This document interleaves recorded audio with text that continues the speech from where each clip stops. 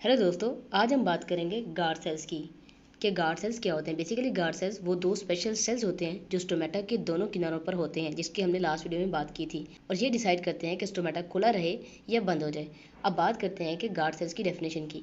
Guard cells are two tiny cells that act like gatekeepers. They open and close the stomata, small holes on the leaf to control the movement of air and water in and out of the plant. For example, जैसे sunlight आती है तो guard cells जो है वो पानी को observe कर लेते हैं और फूल जाते हैं। फूल मीन्स कि फॉर एग्जाम्पल ऐसे मोटे से हो जाते हैं, ठीक है।